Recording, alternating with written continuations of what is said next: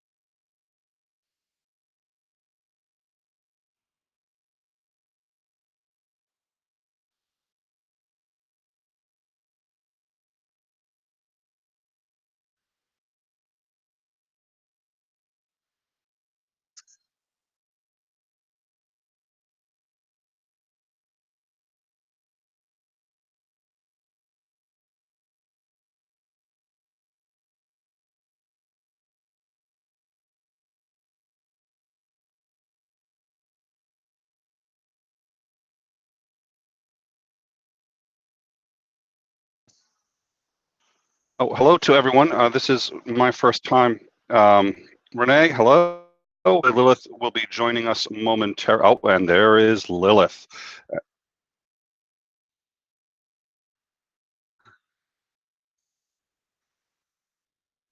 Now,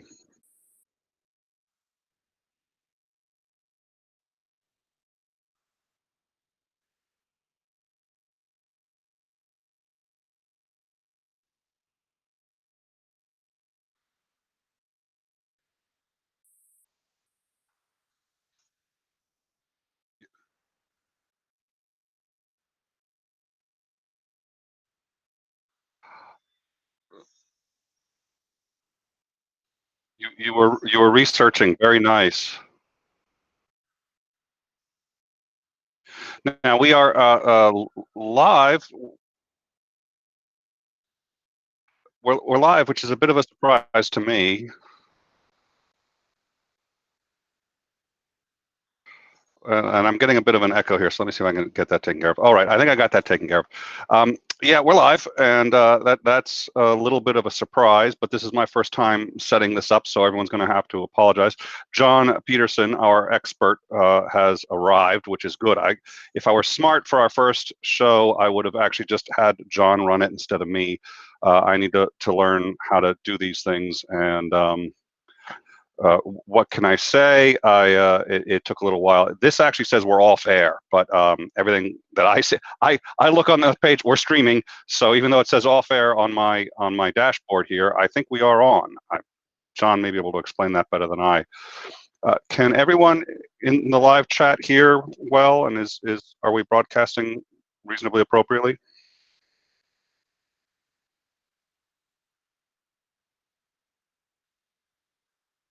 All right, now Lilith is cutting in and out for me. I don't know how is my sound for everyone. How is all right? Beautiful. So yeah, I'd hope to test this and get the room up. Yeah, Lilith, you're cutting in and out. Perfect. That is much better. So now John is muted. I think that's a self mute. I don't think yeah, so he can probably unmute himself. All right, wonderful. So, yeah, and my hope had been to open the room about 20 minutes in advance and let everyone in. And as soon as I opened the room, it started streaming live. And I don't know if you guys can see the dashboard here, but right here it says off air, and we are not off air. So I guess we're going to be winging it a little bit. I would like to thank everyone who has come. Actually, I may also, while we're doing this, send a few links because I had promised to let people know, but let me at least start this, and then when everyone else is talking, I will send out those links. So this is Veritas Voices. It's a group of atheists. All of us are very good friends, and I think everyone in the community, knows who we are, and I hope that. Oh, and just Lilith, FYI, whenever your mic comes up, I can hear myself. So we may need to figure out why you're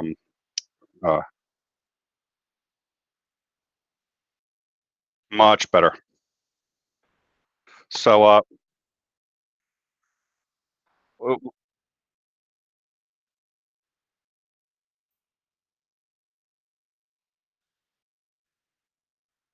right. Uh, yes, we are. Oh, and Lilith is back. There's a comedy of errors here. Well, and this always happens. Oh, the sound is 10 times better, so that's good. And I'm going to see if we can get John back. I'm also going to. There's John, and I'm going to check my DMs and see what he may be trying to say to me. But yeah, so we're all, and everyone's going to introduce themselves and talk about sort of who we are. Pink Heritic, Renével, and Lilith Liberated, and myself have this group, and we decided that we wanted to talk about topics that, and some of these topics I think people have heard before, but I think we're also going to pick some new topics and once a week come out and discuss it. the four of us. Pink is unable to make this one, and unfortunately, she's just the way time zones work out. We're not sure how that's going to work. We also have John Peterson with us tonight, and he's going to be doing something that's really important. One of the things that we really want to do is be able to engage a lot with the chat, that people ask questions, and he's going to be monitoring that chat for us and kicking up any questions. And John, if someone says something that you think is apropos and really we should hear, please feel free to jump in and give it to us. And can you hear me, John? Are you there?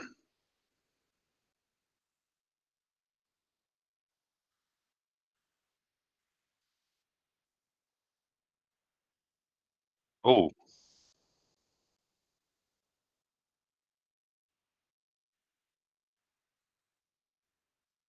we haven't presented anybody. We're about. Yeah, we're about to. I presented you first, John. You were the first.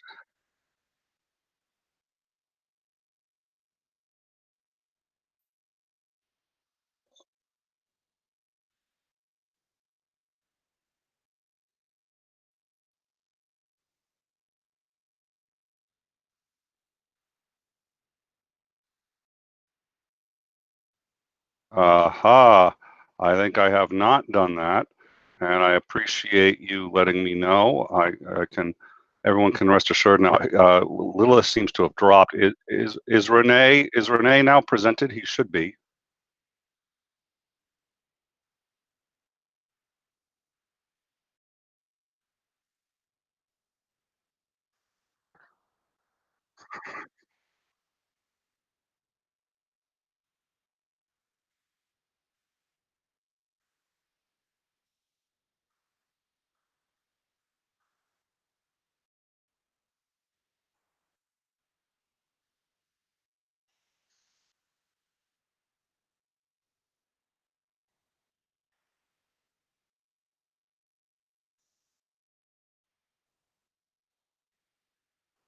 Got it. Got it. All right, Renee should now be presented to everyone, and what I'm going to do is I'm going to present Lilith. Let's see if that works. All right, my guess is that I found it, John, and I did it, and I think everyone is good.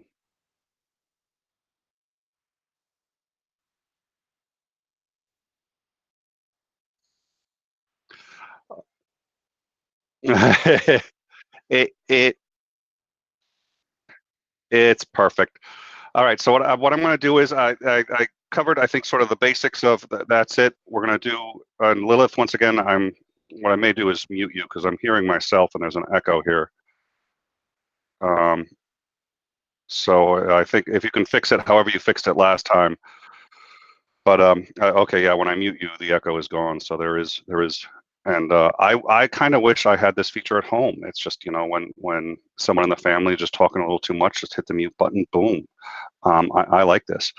So so that's it. So this group, we're going to meet once a week, and what I'd like you guys to do is, those of you in the live chat who are watching now, I mean, you guys know who we are. I think we all have reputations, and if you like what we're doing, in most cases it's good, not all, but if you like what we're doing here, please consider following the links. They're all in the description, and everyone's going to talk about who they are, and I hope that you'll consider going to their blogs, Twitter, and or Patreon, and interacting with people there. And then I think we're going to start on the topic. I'd also like to thank the Great Debate community for hosting us. I think it's marvelous that we can start there. And so that's Steve McRae's project. I think it's a marvelous project. And again, I'd like to thank John for monitoring the live chat. So with that, why don't we start with Renee? Renee is going to talk about himself a bit. And then, so it's all yours, Renee. If you're still there, you almost look like you dropped. All right, it looks like we may have lost Renee, so what I'm going to do is have Lilith go, and it seems like, and I'm curious if, and then we lost John. So let me, and Lilith cannot there we go. Hi, Lilith, how are you? I'm doing great, thank you. So please tell us about yourself. Hi. Hi.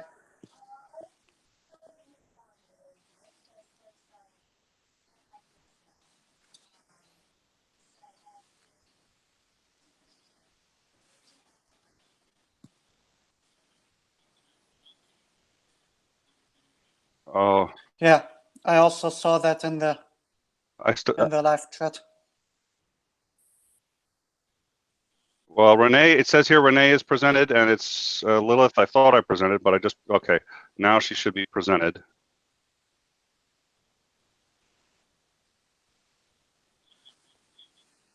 Yep. I think that's a good idea. So we'll present you too.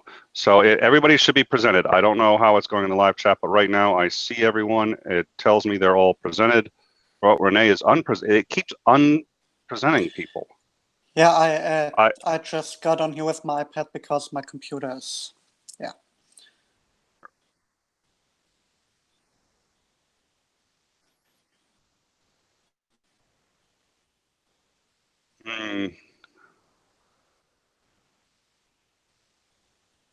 Yeah, yeah.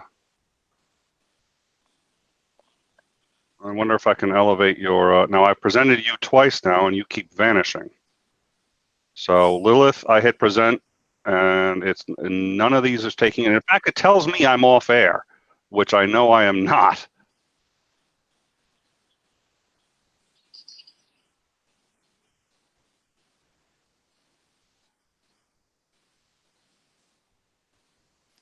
So it says right here in my on my visual that I'm presented. Okay, it says you're presented, and Yes. you are here. I've Yeah. asked to present Lilith 3 or 4 times now, and it says presented, and then it says it says it's also stopped. presented over here.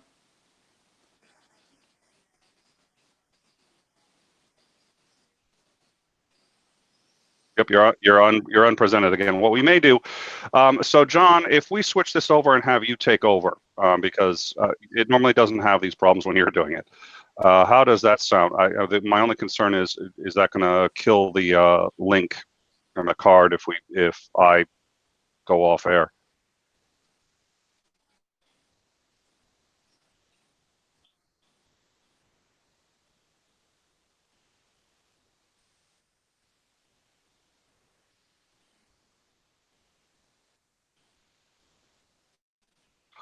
Oh,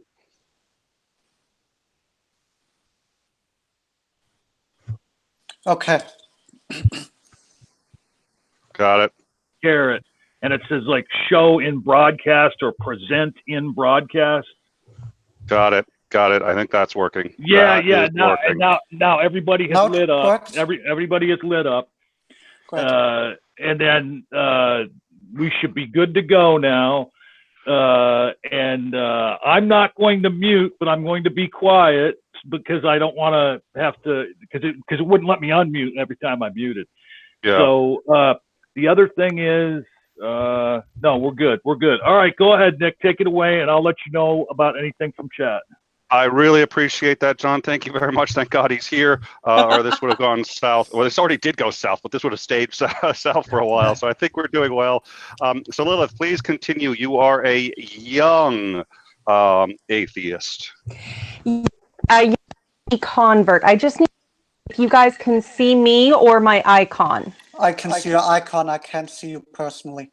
And the sound is having issues once again with you, unfortunately. Maybe I can. Yeah. You go ahead, Renee, and Okay. then I will see what I can do for myself. Okay, so I'm Renee. Some of you may know me from Twitter. I'm very active there. I am an atheist. I live in Germany. I'm 22 years old currently, and I am a university student. Specifically, I study law. To my story, basically, I have been an atheist for, I think, about 3 years now, a little over 3 years. I am a former deist, sort of like I was never really a Christian or a fundamentalist or anything like that. I was more apathetic towards the issue of God in my life. But then I think at the start of 2016, I became sort of interested in big issues, and I started to investigate the question of whether or not there's a God. And I've been a deist, or like a sort of active deist, or invested in it for about 5 months, and then I didn't really find any good arguments, any good reasons to keep on believing. One evening I went all night, I stayed up all night and searched for evidence for God on the internet. I didn't find any, and basically at that point I pretty much became an atheist. And sort of I started out on Twitter to in order to counter Ken Ham, who some of you may also be familiar with, and that way I found myself into the atheist community, and I really liked the people I met on there. So that's why I do what I do currently. All right, and so like I said, we also have so that's Renee, and I think he's well known on Twitter, and he is that's Renee. Pink Heritic, I think most people also know well on Twitter. Her details are here. Like I said, she's not going to be able to make it today, which is unfortunate, but she is a valued member of the group and did all the artwork and graphics that you see, which was just a marvelous job there.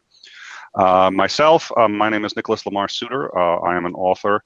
I always like to say author and writer, but okay.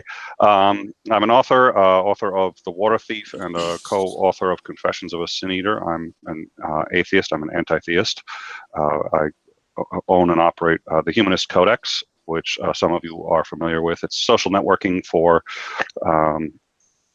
atheists and anti-theists. It's also got resources for people who are struggling with deconversion, and it also is a number of resources for atheists and anti-theists who are looking for good arguments and sort of the rebuttals and what apologetics they may encounter and how to counter those apologetics. I also do YouTube streams. Obviously, I'm not very good at it, and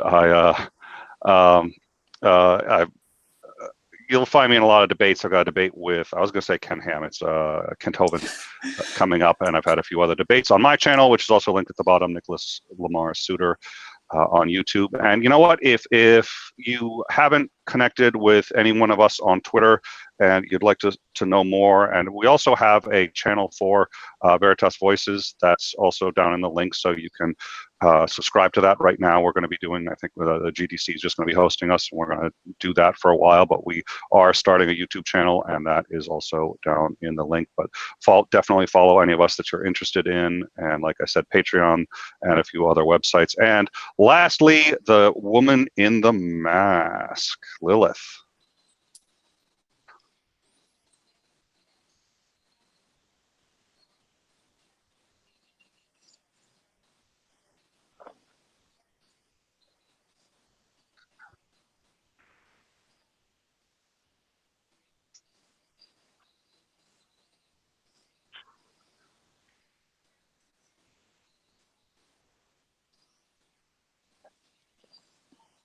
Premise it was based on was total and complete rubbish, I kind of went, oh shit. Pardon my French, but yeah, Lilith, I'm sorry to interrupt you, but you might want to start your story from the top. You weren't presented for like the first 60 seconds. First 60 seconds, my fault, you weren't presented. So young Christian, I think we're going to have to start there. Young Christian. So take two. Take two. Very well. All right. I was a Christian for the vast majority of my life. Very sincere, raised from birth, from my first complex thought to have to believe in God, because that's all. We can't. Yeah, we lost Lilith. Yeah, we lost Lilith's sound. Does Lilith know sign language? Does anyone here know if? No. Lilith, we have lost your sound. I'm reasonably confident it's not on my end. I guess I couldn't certify to that in a court of law, but that's sort of, let's not. Okay, and it looks like Lilith dropped. Oh, she's back. I'm here, at least in the audio form, but I can't seem to get my video to stay consistently if I change my aspect ratio. Well, maybe let's just do that for now, so that we can move forward, because I know there's a lot of people in the live chat who want to get to the topic. Yes, so anyway, I am not on a 2400 baud modem. I'm on what it says is a 5G connection, but I obviously have my doubts. I would do it. So, but one of the interesting things about you that I really like is you sort of deconverted yourself, which a lot of people have done, but you really have an insight into evangelicalism and the sort of really hardcore, and you've been writing about that, you've been blogging about it, and you've been speaking about it, and I think that's a little different than most of us present. We all do different things, but I think that's certainly worth mentioning. Well, the truth of the matter is, I was quite thoroughly trained intellectually not to listen to the opposing side, not to hear their arguments. They do a lot of that. There's actually a lot of mental training that goes in, particularly in childhood, to teach the mind not to look at certain things. That the devil wishes to deceive you and lead you away from God, and so on and so forth. Also, have you ever heard the children's song, "Be Careful, Little Eyes, What You See"? Oh, I haven't. I think so. Oh, it's distressing. Well, YouTube Surgeon General said mean things about my eyeshadow, although I think he's just teasing me about my mask. But the truth of the matter is, stay out of the chat. It'll distract you. That's why John's here. You're right. John's here. I don't even have it up. John knows John is good. John, this is, and that's why I appreciate John doing this so much, because it's actually it's well beneath his pay grade, but he's doing it, and that's what's going to allow us to really have the discussion I think we all want to have. So stay out of the chat.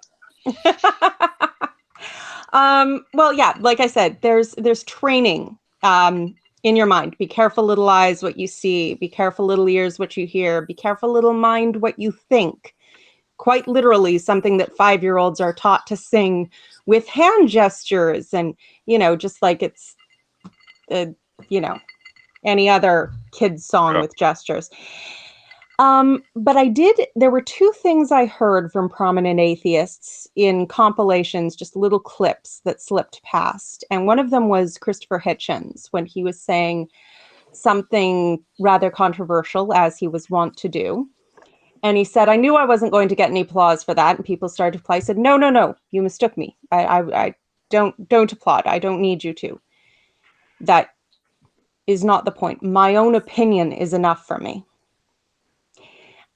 And I remember thinking of how very much I wanted to be the person whose opinion was enough for them, who didn't have this constant need, which you are trained to have in faith, to justify yourself, to higher authorities, to this ideal that you've created, that other people have created for you. And then it was Richard Dawkins. He was debating with someone about religion and all of that, and it was the David Silberman, I think, and he started getting into how charity and religion has social utility and a bunch of other red herring nonsense like that. And Richard Dawkins just lost his shit. He was like, what does this have to do? What does any of this have to do with whether or not religion is true? I care about whether it's true. And I remember thinking, if I'm the one that has the truth, capital T, why is the atheist the one saying, cut the bullshit and get to truth? Yeah. And that let me consider the scholarship that opposed my position. It let me open up enough to say, I should give it a fair shot. And of course, the minute you do that, it's all rubbish, crumbles. All right. Well, let's That's great. I think everyone has introduced themselves. Thank you. Yeah. So let's, like I said, I think we're going to have a different topic, and we've already got a number of topics planned for the next couple of weeks. We haven't settled precisely on next week's. We'll let everyone know as soon as we've got that. Again, if you've connected to the channel, you'll know. We'll post there, and any of us will, if you follow us. But definitely, if you don't follow us, why aren't you following us? I don't know why. But okay. So Nick, everyone here deserves more followers. Yes. Just real quick, you said step in if I had relevant information from the chat. Absolutely. YouTube Surgeon General says he was just kidding about your eyeshadow. Oh, good. Thank you. Okay. I thought he was teasing, but still. Perfect.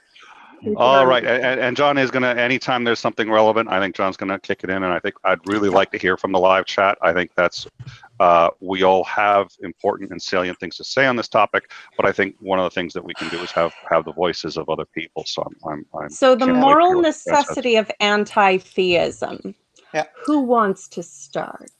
I think the first step, which we would really need to take, because I don't know if any Christians will watch this, but the first thing we have to do is define what we mean by moral. What do we mean by right, wrong, good, evil, for the purpose of this discussion?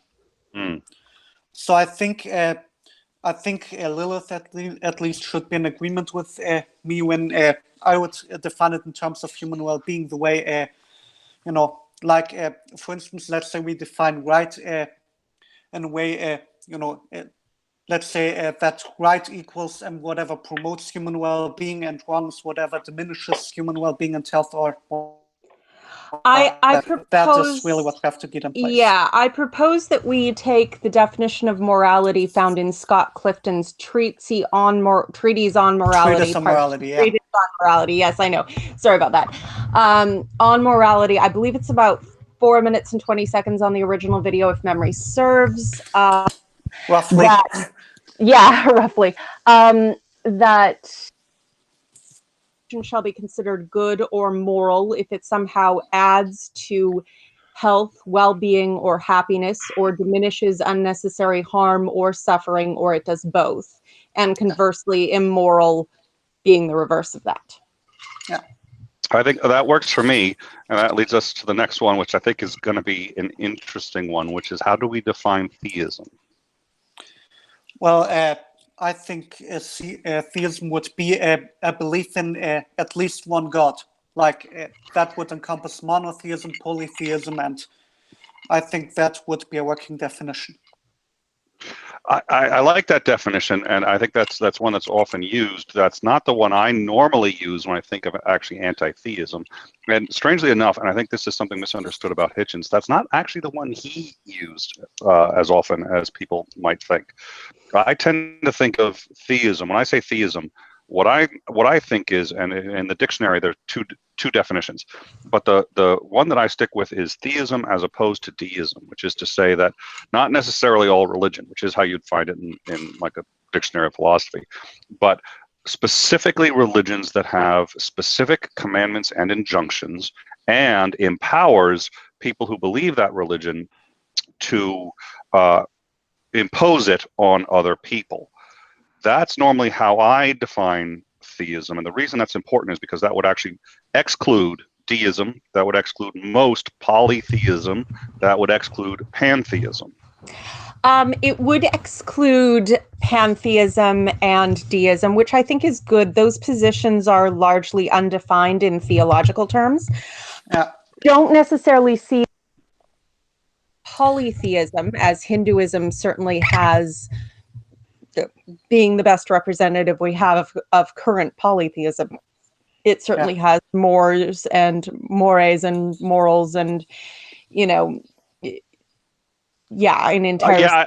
I think there's different polytheistic. I mean, some polytheists who have the view that, for example, all gods are in fact real, and you can worship any god you want to, and you can worship Thor or Loki, and that these gods are just as real as any other.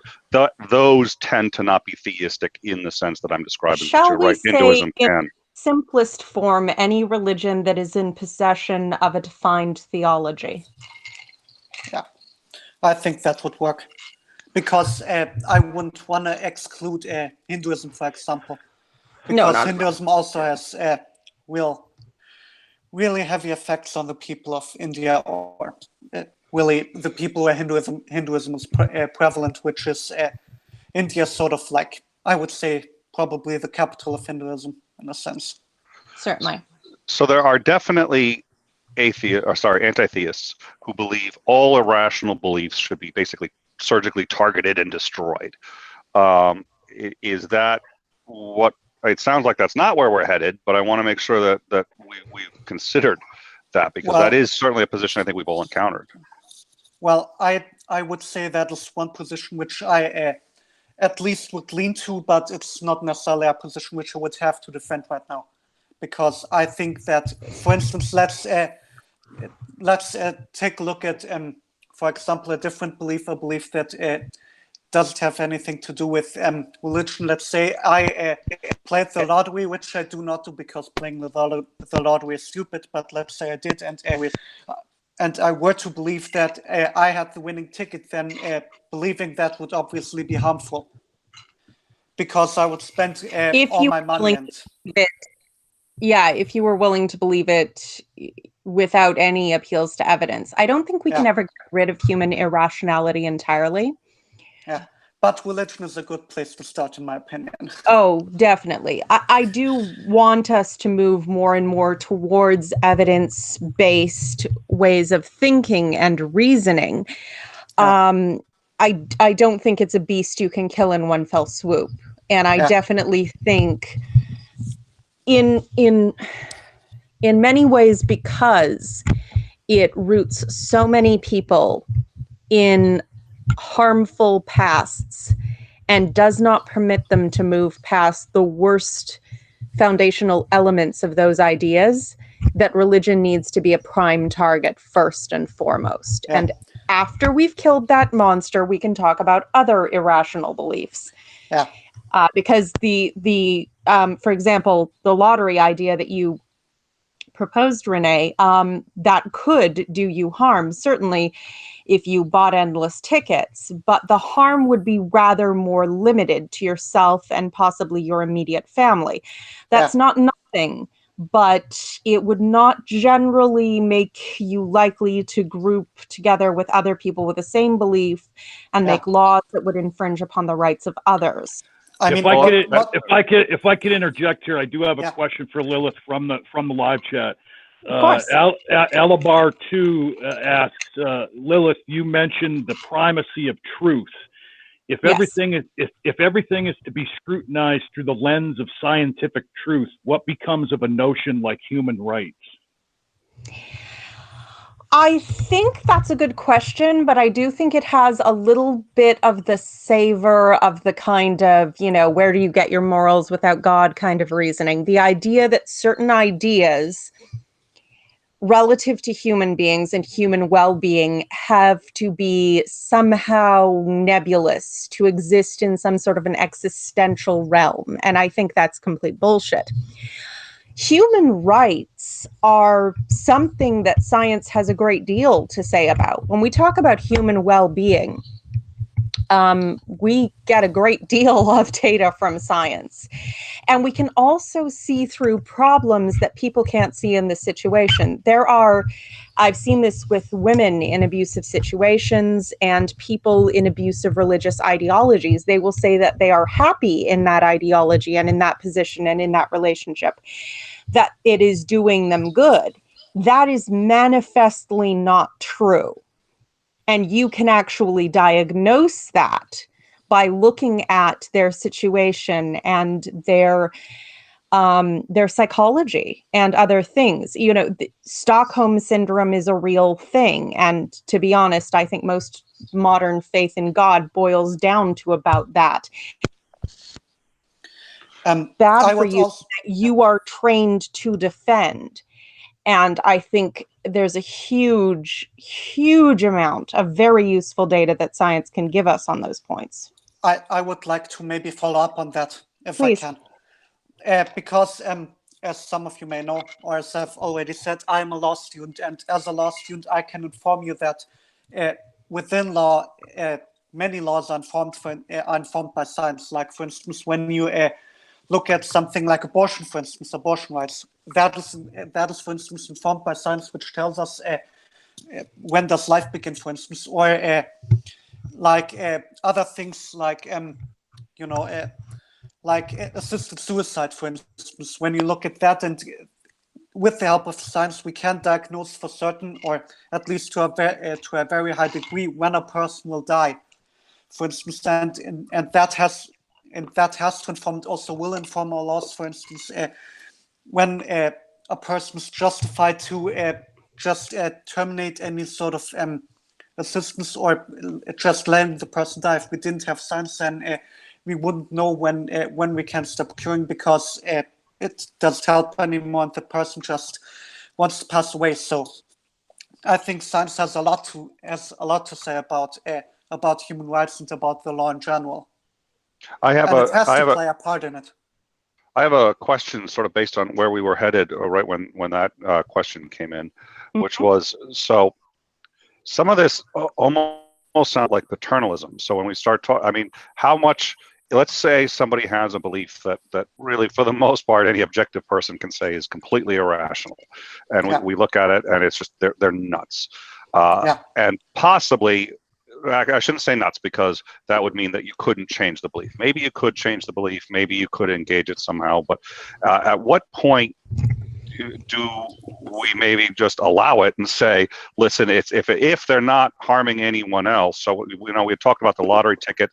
Okay, maybe you're harming yourself. Maybe you're harming your family. So at some point, if we would legislate these things, it sounds a lot like paternalism. And I don't know what you guys think about that.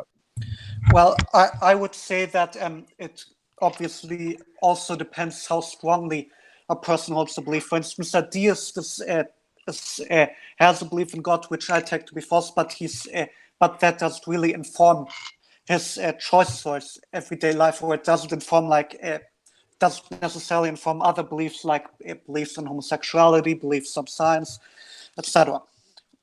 I mean, it can certainly, but it doesn't necessarily. But if we look at other beliefs, like for instance, Christianity, the belief itself has huge influences on other beliefs you hold. It has influences on science. For instance, for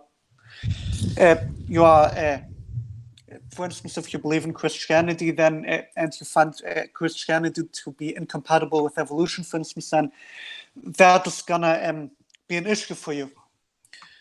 And homosexuality also, if you look at the Bible, and if you take the Bible seriously, and you see verses like in Deuteronomy, I don't know exactly which words now, but I think primarily the beliefs that we have to address, and which we have to talk about, and which we have to fight, are the beliefs which are of consequence to other beliefs. Yeah, and, if I could also to your actions. If I could interject again, somebody else in the live chat wants to ask Lilith the question again. Lilith is popular. Yeah, and someone tongue in cheek asked if Lilith was. Now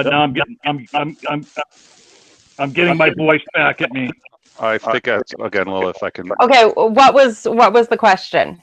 Well, the first one, the tongue-in-cheek question was, are you on your way to a Eyes Wide Shut party? The serious question, I think that was in reference to your mask. I know. But, now, Odie14 asked, are you conflating the right to life, liberty, and the pursuit of yeah, somehow I'm getting my voice back at me again. Are you conflating the right to life, liberty, and the pursuit of happiness is based on science? I think he's saying, are you saying that the last time I checked, science was never focused on ethics and morals? No. Science is focused on facts. The connection with morality is that if you don't have, are going to make very poor moral choices and do a lot of harm. And I would rather do that because I live here too. When it comes to... Okay, Lilith, you're dropping about every 10 seconds. You're dropping for 3. Yeah. Can you hear me? Yes. Yes. Okay, this is good now? Yes. Well, Yes. you are dropping every 10 seconds, so you need to talk for a bit. We will Okay, just well, tell you if something. I'll continue talking on that point. Sorry, Renee?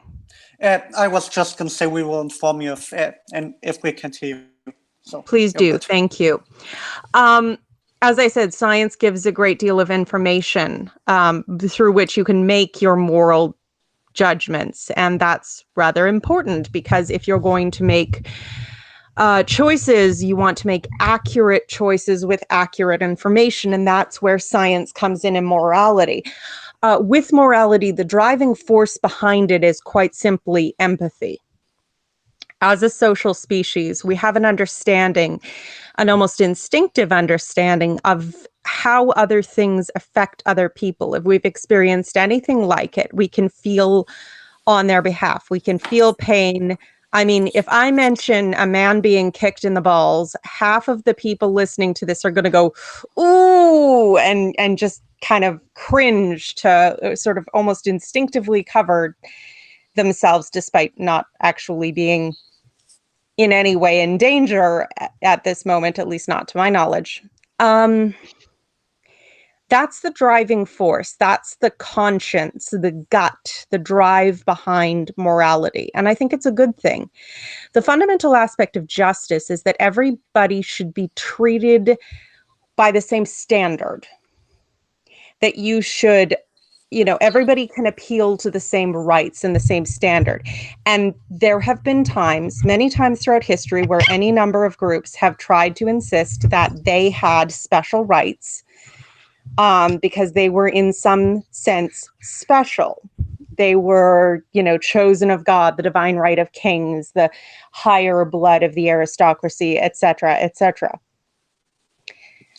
We aren't going to live that way because those who are given less rights are inevitably going to realize that there's nothing inherently special about the other people.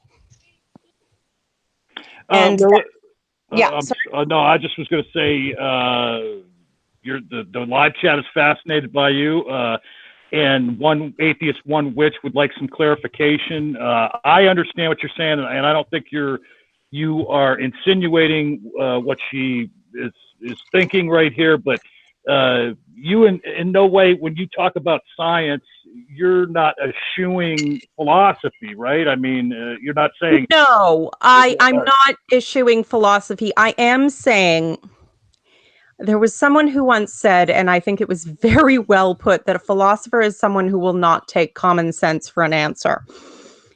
And that's, there's some good to that. Science has shown us, on the quantum level or relativity, these things are not intuitive to us. They make no bloody sense whatsoever. But that is nonetheless, they do work according to these laws that make no sense. My problem with philosophy is when people try to use philosophy, especially to get to a predetermined goal, and they don't ever want to check back in with reality to make sure that they're going anywhere that actually exists. That's my only hesitation with regard to philosophy. I think philosophy is wonderful. I enjoy it. But I think its limitation is to get a little too wrapped up in itself and not, touchstone back to reality and make sure that it's not just getting wound up in its own goings on. I'm really quite confident that nobody either in this stream or on this channel, this YouTube channel, would have any idea what you're talking about whatsoever. In addition to beating dead horses, I did want to say your testicles comment. I wanted to clear up. I did look into the live chat, and there were some concerns, and I agree with absolutely everybody in the live chat who said this was not meant towards anyone except perhaps Boole. Boole, it may have been meant specifically to you. I'm just saying. No, because let me clarify though. Bullinator said, because when you said that, he said, he wanted to know if you were threatening him. I think I know Lilith, and I think she may have been Bull. He's a good guy. omnipresent and omnipotent, so I can't exactly, go throughout the ether and attack my critics in this way. And Here's now, a question. now Bull just said I'm a tool. Great. Look, here's a question I think was intended for everybody. So are you guys aren't saying that to be moral we have to, are we saying to be moral we have to empathize with people? Well, that's a good question. Maybe I might be able to answer that. I would not say so, because as a law student, again, we have flaws. I mean, even a psychopath or a sociopath, I don't know if it's a sociopath or a psychopath, if you lack empathy, you can still just say, well, I don't necessarily want to go to prison, so I better abide by the system that we humans have made. So I better not rob that guy over there. I better not murder this other person over there. So if you care about your well-being, and if you don't want to be imprisoned, and if you want to live freely, then you can be moral and just avoid the consequences and live like basically a normal person. If I can add to that, certainly doesn't help. empathy causes us to put into place laws that make life better for everyone. Yeah. But an individual sociopath or psychopath within that system can certainly make moral choices just because they don't want their freedoms to be lost. I would completely agree. And let me ask a question, just because we haven't actually hit this yet, but I think this would be worth discussing, getting everyone in the room their opinion on specifically the question, why is anti-theism a moral necessity? So Renee, do you want to start with that? Well, I think primarily it's a necessity because theism is false. That's primarily my reason, and it is false, and these false beliefs inform other beliefs, like various examples that I've mentioned, and you will live in accordance with those beliefs. For instance, and take actions that are in accordance with those beliefs. Let me give you an example again, because yesterday I watched a video, I think it was by a genetically modified skeptic, and he was, I think it was in Pakistan, and he interviewed people on the street, and he asked them, well, what is your opinion on atheists? Or if there was an atheist in your family, what would you do about it? Would you still love him, or would you still love her? And while there were fairly liberal people who were saying, well, if they are my family, of course I would still love them, there were also people who said that they would disown their family members, or that they would shun them. I think one person even went so far to say that he would kill his family member if he told him that he was an atheist. But I think that's one of the reasons we got to fight it, because these beliefs, this belief in God and this belief, in this case in Islam, informs other beliefs and it informs choices. And even though those people who were liberal and who didn't think that they could kill their family members, or that they would still love their family members, they also, in a sense, are kind of enablers to these other people, because if you have sort of a moderate Islam, then then they give sort of these other people and this general belief system a good face, and that sort of enables or makes one sort of look away at those people who are really fringe and who pose a danger to each and every one of us. Lilith? I would agree very much, particularly with the first point, that religion is not true. That is my highest value, and I have no interest in anything that is not true. That is very important to me. But I think I want to expand a little bit on the second point.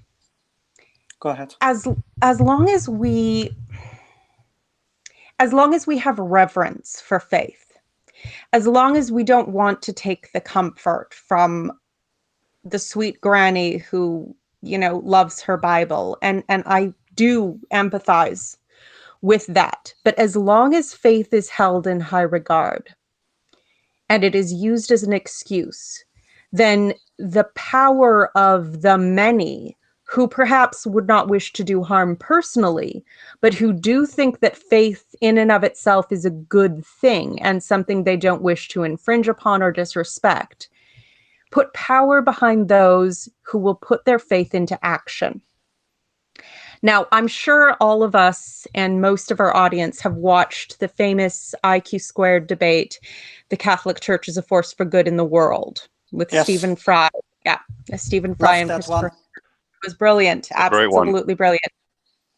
Absolutely. And in that one, Christopher Hitchens, I mean, absolutely ripped the strip off them, and I just love him to bits. But Stephen Fry was quite the surprise. And he talked about several points, including, I believe it was a 2003 joint statement on contraception by the Vatican and several of the most extreme Muslim states headed by Saudi Arabia. Beginning the statement with, "On behalf of the revealed religions of the world." On behalf of the revealed religions of the world. And what it did was essentially hobble women's rights, their right to their bodies, their right to choice. And something my mother told me when I was young, and she's still against abortion, but she's very much for contraception, and this is why, is she realized that removing from the poor the ability to restrict the number of children they have is something that will keep them poor. When you have to feed and clothe 5 children, you will never be able to accumulate wealth unless you have a damn good sight of it beforehand. And even then it's touch and go. Yeah. And that's the thing, is that there are so many things. Every Muslim who thinks that they are obligated to find Sharia law a good thing at least doesn't speak out against cases like the 13-year-old girl who was stoned to death for trying to report a rape and then was charged and convicted of, I believe, adultery, which is what they, fornication falls into that anyway. Because, again, 13 had been raped, was killed as a criminal under an imposition of Sharia law. I'm sure most Muslims would not wish to do that, but they also feel hesitant to speak out against anything in the name of their faith. The number of Christians in the world, Catholics are the largest, statistically at least, the largest group of Christians, possibly because they just keep birth records of, anybody who's baptized stays on the roll unless you make an effort. You're never off, basically, once you're a Catholic. Not unless you make a real effort. And they, in this and in other ways, they've gone around in Africa, the site of AIDS, and tried to convince people that condoms increase the likelihood of AIDS. So you end up with children born with AIDS. You end up with desperate people who have no other recourse, who then start to pass around these ridiculous ideas like sex with a virgin will cure AIDS. And then you literally end up with small children suffering on the edge of that. And then all of these other things. Basically, even in the United States, the number of children who die because their parents, and sometimes within the confines of the law, there are religious exemptions for denying your child medical services and treatment because of your sincerely held religious beliefs. What all of this comes down to is this fact that tonight and every night for the rest of your life, a child is going to die in terror and agony for no reason save that someone somewhere felt empowered to turn their religious beliefs into action. And I will be damned if I don't speak out against that. I think I also want to say something about that, sort of to bottom line it a little bit. So let's look at America, for instance, where faith healing is legal, where you can sort of send your child to a faith healer, and that child is obviously going to die because it doesn't get treated. While many Christians are smart I think we're getting an echo again, probably from. I'm going to guess it's Lilith. That's what I'm going to do. I'm going to have a faith-based belief that it's Lilith that's causing the. Mute me. Go ahead. All right, I'm going to hold on. I really like doing this mute thing. Now this is. I have the power. I don't know what kind of power I got, but I can do it. It doesn't even listen. I hit mute and it didn't do it. Let me try again. Yeah. There. Oh, she's muted. Oh, it sounds so much better. Can I continue? Okay. Please. So, while there are obviously many Christians who are smart enough to bring their child to a doctor and to get their child treated and to get the medical attention that the child needs, Christianity being prevalent in America in itself creates an environment where things like faith healing are an option, where you have the option to not bring a child to a doctor, where you can consider it because it's not something that you would consider completely extreme and completely out of the norm within a Christian environment, but sort of within an atheistic society or a secular society where Christianity is not prevalent, or at least not as prevalent as it would be in the US. Those things are not possible. So I think that's in itself is also a danger. I think, and I'm going to piggyback a bit on what everyone else said. This is why I like to speak last. Is I like to take everyone else's ideas, and then I'm like, oh, that was my idea too. You see, I'm brilliant. So I'm going to piggyback a bit on what Lilith said. Actually, and she actually hit one of the big ones for me. Because I never understood. It's condoms. Believe it or not, it's condoms. Condoms are one of the most important issues in the world today, and it's for the reasons that Lilith said. In 1990, Pope John Paul II started what was to be one of the most successful missions in Catholic Church history, which was to convert the entire continent of Africa. At that point, they had a 2% AIDS rate. They now have I think it's 46% AIDS rate, with over 60% of all AIDS cases in Africa. One of the largest contributing factors to this is the Catholic ban on condoms. It has been just obviously wildly unsuccessful. And in fact, you find a lot of Catholic families have many more children than most other families because abstinence doesn't work. And we've had studies and we understand the science of why abstinence doesn't work. There's a lot of good reasons why abstinence education doesn't work. And when we have faith-based beliefs that affect other people and that you're going to start trying to impose on other people that actually have a demonstrable negative effect, I think that has to be opposed. Now, in Africa, it's, let's see, over 21 million additional AIDS deaths than if the Catholic Church had never gone to Africa. That's 21 million additional AIDS deaths because the Catholic Church decided to convert the entire continent. And every 7 seconds, a child starves to death in Africa. Why? Overpopulation and the AIDS epidemic, where parents are dying and then there's no one to feed the children, and the children starve to death. The largest cause of this is the faith-based belief that everyone there should be converted and that God does not want anyone to use condoms. If you removed that second part, things would really be going a lot better in Africa than they are now, and that is why I think theistic beliefs, specifically as we had sort of defined earlier, where those beliefs are imposed on others, must be opposed because you're behaving based on your gut, based on what you think may be true, in direct contravention of what we understand to be effective and to work like condoms. So And can I'm going to unmute Lilith. The only other reason I kind of like her muted is because she's getting all the attention and everyone in the chat really loves her, and it's sort of like hey. All right, let me see if I can unmute her here. And then, John, yes, we had a question. Well, actually, and this is a question of my own design. So when you guys are talking when you say anti-theism, you're talking more about the religious establishment, the religion itself, and the hierarchy of the religion. I think for me, in part, I mean, I'll engage anybody who's a theist who wants to engage me. What I find is, in general, if I'm not going around picking fights with people, a number of, especially polytheists and deists, have no interest and really are sitting there going, leave me to mine and I'll leave you to yours. And if that's really going to be the case, then I have no objection to them. If they're not trying to get creationism taught in science class, I've got no objection to them. If they're not trying to, have their gods imposed and their God's will imposed on me and others, I have no objection to them. Yes, the establishment, I usually end up, though I don't, if I could debate the Pope, I'd be thrilled to do it, but the establishment isn't letting me get that far.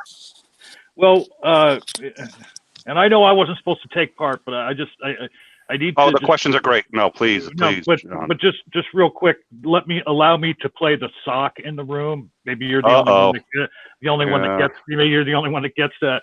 But so Lilith, I am trying to unmute you. I'm gonna work on that. I don't know why it's not, but I'm working on it. It might have something to do with your cameraman settings. Okay, let me check that. Thank you. Why don't you ask away, and I will. Well, because what I would say is that I would say that anti-theism is not a moral necessity, unless you talk about specifics of talking about like the structure of religion, the hierarchy of religion, and because to me, anti-theism connotes that you are anti all theists. And now everybody in my life, I'm an atheist, but everybody in the real world in my sphere of influence is a theist, is a Christian. And I love all of them. And I would not want to be anti them. I think that where you guys have your issue is with the theism itself, the structure of the religion, and then some of the theists who want to follow that bad structure. So to say it's a moral necessity, and again, I'm just being contrarian here, to throw this out to you guys. I don't think it is a moral necessity, because you could still have an influence on those religions and get them to change their ways, because there's already people within those religions that don't necessarily buy into all the negative dogma of the religion. So I don't necessarily think you have to do away with religions to come to a common ground on morality.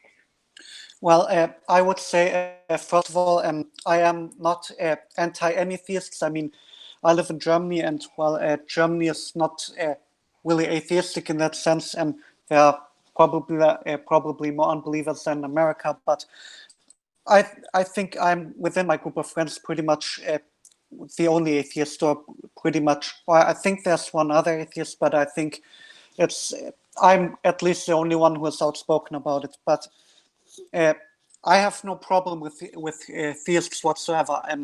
I'm friends with them. My father is also believes in a God, so I'm all cool with them. But I think, in order also to piggyback on what Nick said about Africa and about these 21 million deaths of children, let's say that that Catholicism wasn't popular at all. Let's say that Christianity was popular at all. If then the Catholic Church went there and tried to do what they did, then I think a lot more people would have been outspoken about it than are now. I mean, I do hope, and I do think that some Catholics, or many Catholics, would object to what the Catholic. I'm hearing double speak again. Yeah. I think she corrected it as soon as I add her to the broadcast. But yeah, I think you're good. But if Christianity was popular, then I think it would have been much more of an outrage than it was, and then it would have been. I'm hearing double speak again. I'm not, but that could just be me. And this could have been far easier it would have been gotten rid of far easier, and it would have prevented millions of deaths. So, well, and I do want to say, John, actually, I'm a little offended. I have a lot of black friends, and oh no, wait, that wasn't. I'm sorry, John. That's an offensive. I have a lot of gay friends. Nick, I hear you. I hear it's the echo. It's Lilith. Yeah. Hold on, Lilith. Hey, Lilith. Do you have a mute on your end? Like I do. There should be a Okay. hit that. Yeah, when you're not speaking, how about mute on your end? Then that way Nick won't have the problem of unmuting you. Perfect. Yeah, no, that's fine. But I do also want to answer this question when you guys. Yeah, go ahead. Yeah, go ahead. Yeah, well, no, I also have, and I think this is important. I have gay friends, and I really don't appreciate that wasn't it either. I have a lot of theist friends, and actually, one of my best friends is a Greek Orthodox minister, and one of the people I follow and get along with great on Twitter is an Anglican minister. So I do have a lot of theist friends, and so the reason I joked about the black and gay is because it does smack a bit of when people sit there and say, "Oh, you're intolerant," and then the answer is, "Oh no, I've got plenty of friends who are," but yeah, and I think it is the institutions and it's the rules that people impose on others, and I'm also able to get along fine with the and my Greek Orthodox minister friend knows full well that what my concerns are, and he actually shares a lot of them. So, we managed to get along well, and we're good friends. But I think that's a very good, interesting observation. So I do appreciate you bringing that up. And now I know Lilith wants to talk. Okay, good, because I'm going to disagree. I'm going to disagree 100%. Now, first of all, I want to make a point, and with John, or yeah, with whom are you? everybody. With everybody, Okay. yeah. There was someone in the chat who was talking about how we know things, and that because our senses aren't 100% accurate, apparently we should have faith. But I'll get to that. I want to remember to get to that at a later point. But anyway, I don't think it's just the institutions. The institutions are the symptom. You need to kill the root. Now, I want to be very clear about something. There is a difference between fighting an idea and fighting a person. I can fight an idea and still recognize the humanity of the person behind it. I absolutely cannot stand the religion of Islam, particularly because of its behavior towards women, but for several other reasons as well. I don't like it. I don't like anything about it. However, I think most Muslims are just good people who want to, have their families and their jobs and, their kids, and then their kids grow up and give them grandkids, and then they spoil the grandkids with way too many cookies or whatever. The person and the idea are not the same thing to criticize. But the root of the problem that empowers the evil structures is the idea of bowing to the sacred, the idea of valuing faith. I agree with Peter Boghossian. I want all faith destroyed. I want the total eradication of the faith virus. And you don't get rid of ideas by suppressing people. That's not effective. That's been tried, and it went terribly.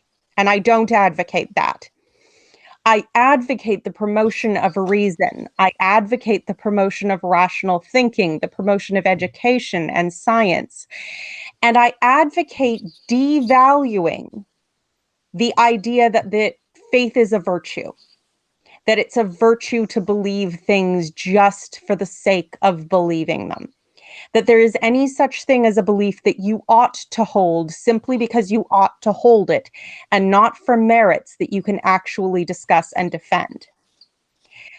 I don't think the institutions are the root. I think they're a big part of it. But they only have power because of the idea that has taken root in human minds that makes us hesitant to fight them, because they are holy. And as long as that is given any legitimacy, we will never be free. And people will suffer, because for one person who puts terrible beliefs into practice, there are 100 people who believe something similar, but not that extreme, but at the same time feel that they're betraying their own side if they speak out against that individual, at least in a public setting. Maybe behind closed doors, they could decide. But in public, they will be hesitant. And I know person. We can't, or you just dropped out. You're cutting out again, yeah. Yeah, but I also want to sort of add to, or I want to make a point of clarification, because I agree with everything Lilith just said, because the reason I brought up the Catholic Church, or the point I was trying to make, is that in an environment where Christianity is not prevalent, in an environment where the Catholic Church doesn't have power, in that environment, many more people would have spoken out about what they did, and it would have been a huge scandal what they did in Africa, and it is a huge scandal, obviously. But I think if the Catholic Church didn't have power, and if people that didn't believe in Christianity, then they would have probably been more outspoken than they have been. So I think it creates an environment, essentially, and I think that if you get rid of the faith aspect, and if you don't allow this faith aspect to exist, then people will take their gloves off and they will go harder after these institutions. I would agree. Essentially, the point I was making. I would agree mostly, although I'm curious about just one, because I am the philosopher in the room, so I may bring up one interesting point. But actually, before I bring that up, that is one of the things I really like about the Veritas Voices and this group, which is, I think everybody here also agrees that, like, when atheists or anti-theists get out of line, which everyone here has seen, we all jump in and say, look, we're the atheists. We have to mind our own tribe, and we have to be at the forefront of when somebody's doing something wrong on our side. We have to say, hey guys, you have to step in line, and you have to. So that's one of the reasons why I'm friends with all you guys. Hey Nick, yes. Real quick, you have Lilith, what it's called, white boxed, so such that when thank you. Yep, I see it. Yep. I see it. Let me. I also want to add to that real quick, if I can.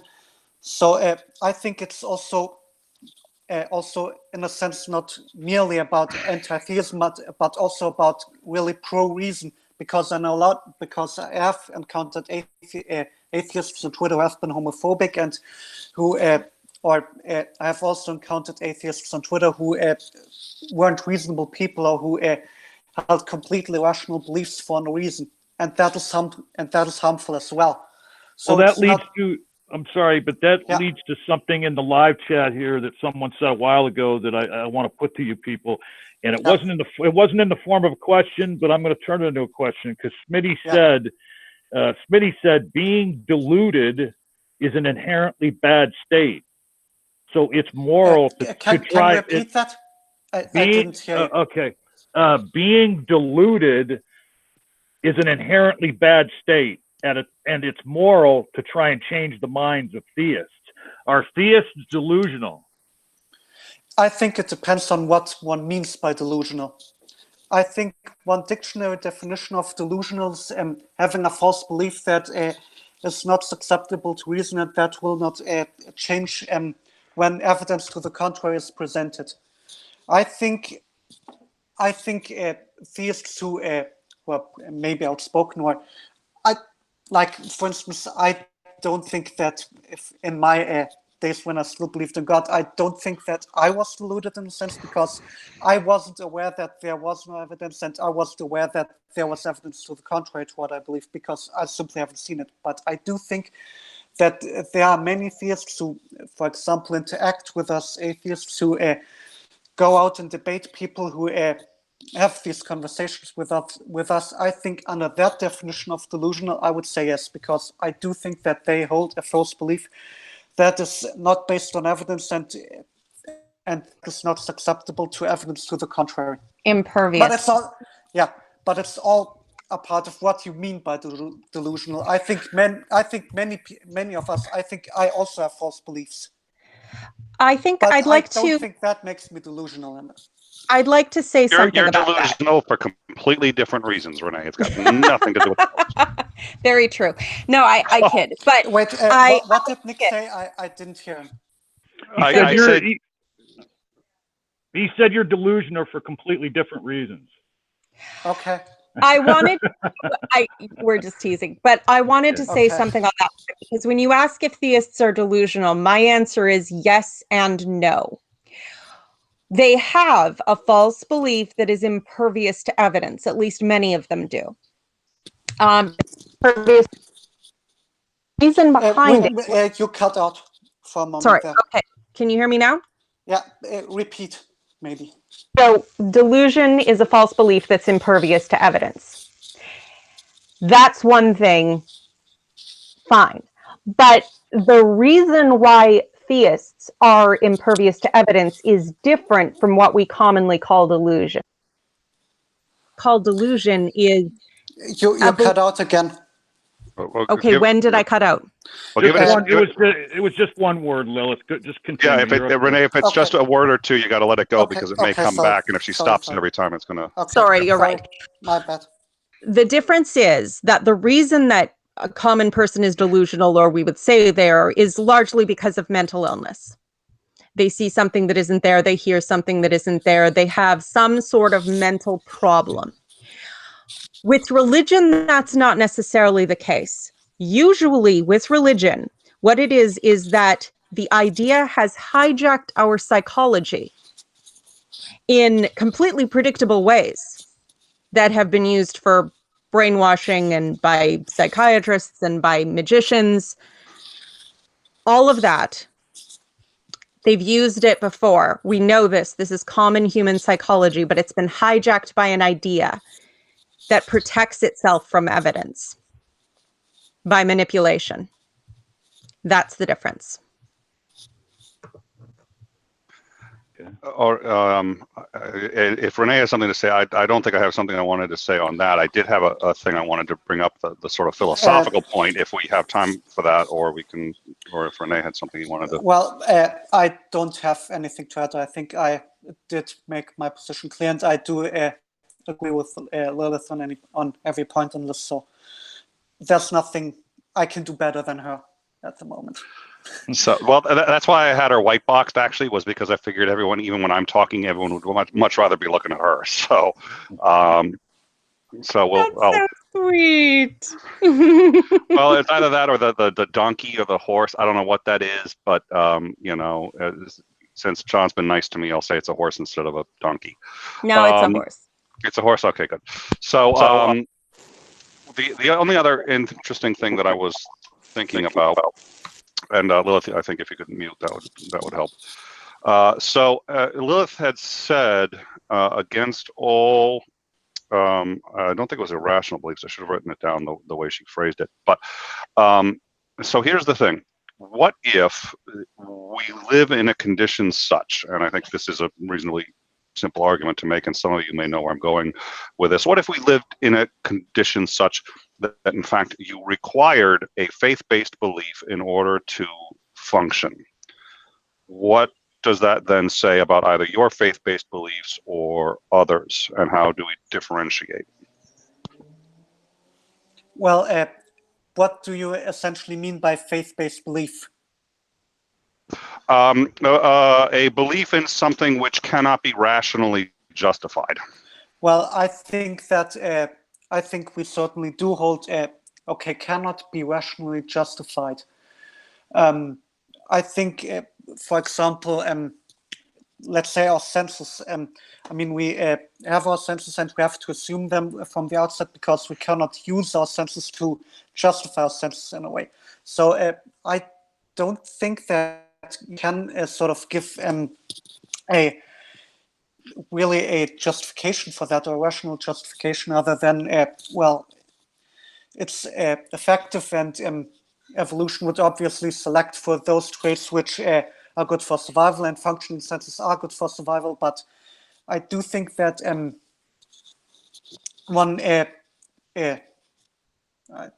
okay, maybe I've lost my point, but I do think that we have to make certain assumptions within our epistemologies, but but it all depends on to what degree we have to make those assumptions. I'd like. We can't hear you. Can you hear me now? Yeah. Yep. Yeah. Okay. I would like to ask some clarifying questions because there's a couple of things to Nick with regard to his question. I do not, to my knowledge, possess any faith-based beliefs, and if I found one of my beliefs to be faith-based, I would discard it instantly on that premise. But I don't actually see how that position is possible, where it would be necessary to rely upon faith rather than reason, and I'll tell you why. I take a lot of my definitions from Aaron Ra because he has an excellent way of putting things very succinctly and clearly in classification. And when he talks about truth, he makes the point, which is completely valid, that only accurate information has practical application. A key part of the scientific method is to build a model and test it and find out what works. In our ideology and our methodology, we have to make assumptions such as our senses are usually right. The concert of our senses, at the very least, is usually right. But then we can still test that, and we can check with other people to make sure we've perceived the same thing, or with instruments. There are always, I don't understand how it would be possible to require faith to get along when anything which provides consistent results is, at least in part, based upon reason and evidence. Only if you assume that consistent results in the past will indicate consistent results in the future. Well, all evidence thus far has indicated that it does, and given the preponderance of it, I can think of no reason to doubt it. But that's circular reasoning, because what you're saying, when I say, how do we know that things that have worked in the past will work in the future? Your argument is because things that have worked in the past will work in the future. So that is circular reasoning. I wouldn't say that. One would have to go as far as to say that we know for certain, but I think one would be justified in believing it to a very high degree based on without begging the question. How can you do that without begging the question, which is a logical fallacy? And we predicted things which were then are in the future, which are now in the past, based on previous occurrences. That pattern has continued through time, to the best of my knowledge, unbroken. So I think it's fallacious only if you're looking for 100% epistemic certainty. And when comparing the work of scientists to the work of apologists and theologians, I generally find people who are insisting upon 100% epistemic certainty are, pardon my language, full of shit. Yeah. Actually, well, logically speaking, just in the sense of formal logic and proper rational thought, I'm talking any evidence whatsoever. I'm not talking certainty. I'm talking rational evidence. And here's the problem. The question is, how do we know that it's gonna work in the future? And Steve popped in and he said this is Hume's problem of induction. In fact, that's exactly what it is. Hume's problem of induction. So there are different ways of acquiring knowledge. The two common ones are deduction and induction. Now, deduction actually isn't formally acquiring knowledge. It's actually reorganizing knowledge that you already have. Induction is how we acquire new knowledge. But induction, David Hume came up with a problem. I hear an echo. Yeah, Lilith needs to mute again. So Hume came up with his problem of induction. And what he said was, here's the problem. You cannot rationally justify the use of induction. And what that means is, it doesn't even mean prove. You cannot justify it. There is no way using rational arguments to justify ever using induction. You cannot do it. It cannot be done. And so far, nobody's been able to succeed in doing it. Now, we have to use it. We all do use it. But the only ways that people have of justifying induction are to use induction to do it. That's a circular argument. And all of us identify circular arguments when theists do it. But when it's here, and so Lilith, I had asked a couple times, how do you demonstrate that it's going to work this way? And the argument was, well, that's how it's always worked. Yeah, but that's circular. What I'm saying is, how do you know that just because it's worked that way in the past, it's going to continue? And the problem with, again, Hume's problem of induction isn't even how do you have certainty. How can you even justify it? How is even the basic understanding of doing it? And so that's a huge problem. Now, we can get into that if we want to. I don't know that we want to make this that topic, and there have been other videos on that. But the reason I bring that up is because it seems to me that that induction works. It doesn't feel like a faith-based belief because it does work and we all use it. But when you talk about logic and when you talk about rationality and you actually try to justify it, no one has ever succeeded. So when a theist tells me you have faith-based beliefs, I have to answer yes. I keep them to a minimum. Science tries to keep them to a minimum, but they are there. So I'm just curious how that ties into all the other things we've been discussing.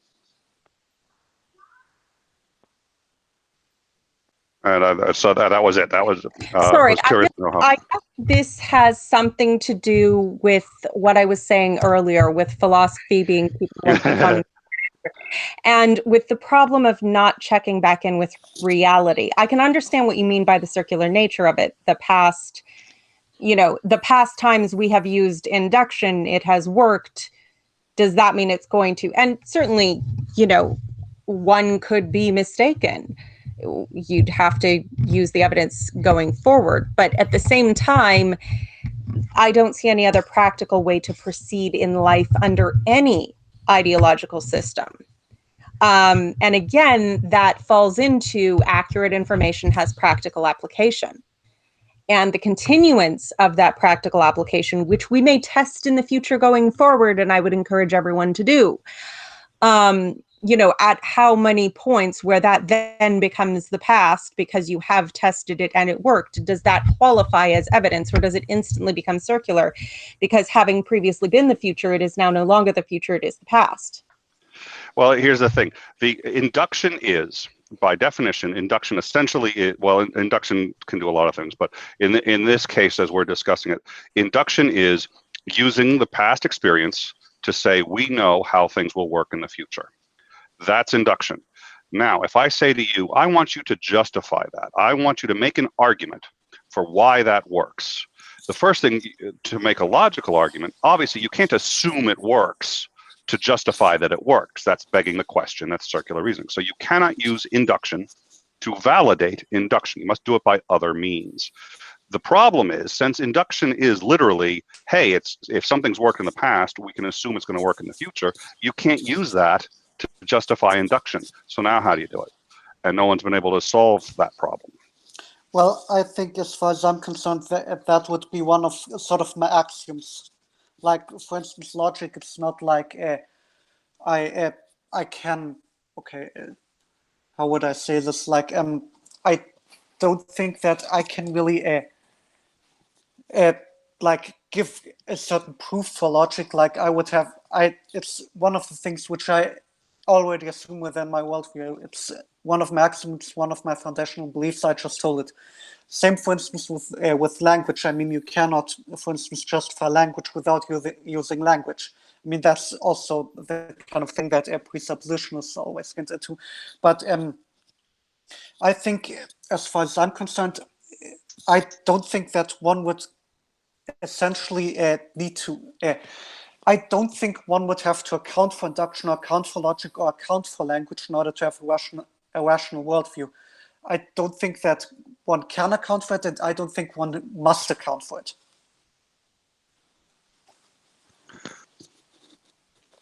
But Sorry, if that is a faith-based belief, then yeah, it's just one of my foundational beliefs which I hold, and I mean I can live with that. I think that's a great answer. I'm not trying. I guess I'm trying to do two things. One, but also one other thing. I please. do think that this is a very interesting point, and certainly something which we can and should talk about, but I think it's probably getting too far removed from the point at hand. I think that maybe to these kind of things we should devote our own hangout and, stick to the topic at hand. I think so. I just wanted to bring it up as because she had said she wanted to eliminate all faith, and I'm not sure that's possible. And I've had theists who argue with me and say, don't you realize, Nick, that that's not possible? And I grudgingly sometimes have to say, no, I agree it's not. And so then I have to try to define and say, here's how, yes, I do have faith-based beliefs. I have these axioms that I can't. I just have to assume, and I think you're right, Renee. I think that's how it ends up going. But then that, of course, a lot of atheists don't want to do that because they feel that opens them up to counterattack. And it may, in my experience, it doesn't. But, I just think to be fair, I end up having to say, yes, I have these faith-based beliefs. The problem then really starts when they're trying to equivocate, when they say, well, you have these axioms and you have these assumptions and you have a faith-based belief and a faith-based belief, And I have my faith-based belief in the Bible and in God, and that's Marxism. I mean, those two aren't on the same level at all. No, and one of the reasons they're not is because the ones that I have to have, or I cannot function. I cannot keep it step to a minimum, on the floor. right? Yeah, that's the goal of, I think, that somebody who's rational is to keep it to the absolute minimum. But I think you have to recognize that it's there, especially if you're going to be fair and interacting with others. But I do want to kind of give Lilith a choice to get a word in, but after that, I would say we return to the issue at hand. That's sweet, Renee. I maintain that I'm willing to submit induction to any quantity of testing. And I can't really see any other way to deal with it, because when you're purely into the world of logical arguments, and I admit my history with apologetics has made me leery of going into pure philosophy, because there have been a lot of, granted, very bad attempts to use pure philosophy to define God into existence. And it's a very sad situation, but it does make me suspicious. Well, listen, I'm going to need to get going in about 5 or 10 minutes, and it seems to me like maybe we're kind of starting to wrap up. So, yeah, for me it's also getting late. So maybe if we could sort of answer a few more questions, and then I think we can wrap it up. Yes, John. Do we have any more questions from the chat that we should address? I have not seen any. No, they've been going back and forth amongst themselves about the topic at hand. That usually happens. I've observed that in other chats, that is usually what happens. Oh wait, here's one. Nick really knows what he's talking about. Have him on more often, please. Oh, that was a great comment. That's funny. I don't remember seeing that one. You don't, John. Well, maybe you should be doing your job a little bit better, I think. Okay. Oh wait, did I accidentally just mute John and kick him off the woo? Oh, I really don't know these controls well at all. No, don't worry. I'm sure you're a purely benevolent tyrant. Yeah. Don't get, if John's going to be Sokka, don't say that, please. You have no idea.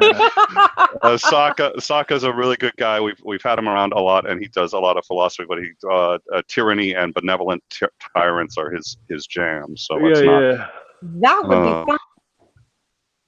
Oh, he's got some fascinating things to say, and he's really good at drawing a lot of aggro from everybody in the room. So we can and so I think maybe everyone should definitely get in a last word here. But like I said, I think this has actually been a very successful first time, despite all the technical screw ups I managed to make. John came in and bailed us out, so thank you very much, John, and thank you for monitoring the chat. We're gonna be on again in a week, and we may pick a different time, and we may even pick a different day, because we'd love to get Pink in here. And but this is the kind of thing that I think we want to discuss. And so thank you all who came in and watched, and please give a thumbs up and/or subscribe if you haven't. And also remember that everybody's information is down here, and everybody here I think deserves a follow and a good look. And we will be back. I think this has been very successful. I think people want to see more, so we'll definitely do that. Does anyone have Lilith? Let's start with you. Do you have any sort of parting words? Well, I just want to thank everyone for joining. I think, admittedly, these topics can branch into so many different things that are deep, and it's easy to go on forever. But I want to thank everyone who's come and joined us, and I want to say, absolutely. If you have topics you want us to discuss, if you want things you want to raise, send us a message. We are all on Twitter all of the bloody time. It's a little frightening. I would be delighted to talk about any topic you can raise, except sports. I don't know anything about sports, or not at a level to debate. So, such is life. All right, Renee. First of all, I want to thank our host. I want to thank Steve McQuay for allowing us to be on. And I personally had a fun time. I think I think I laid out my position on these issues to a sufficient degree.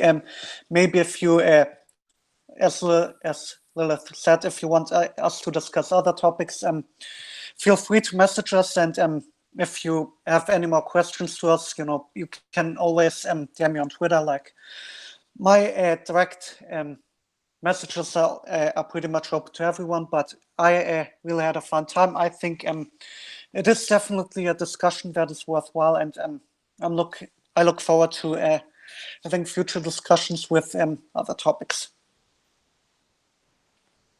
All right, and I don't think I have anything else to add. I'm actually I get along very well with a lot of pantheists or polytheists, and it's nice to be able to sort of explain a little bit what, because I am a strong anti-theist, and I do think it's a moral necessity. So I'm thrilled that this was a topic that this group wanted to discuss, and I had a blast too. And so thank you again. I'm glad that Great Debate Community was able to host this, and we will see you guys all back here in a week. So take care all, and thank you again. Bye. Bye.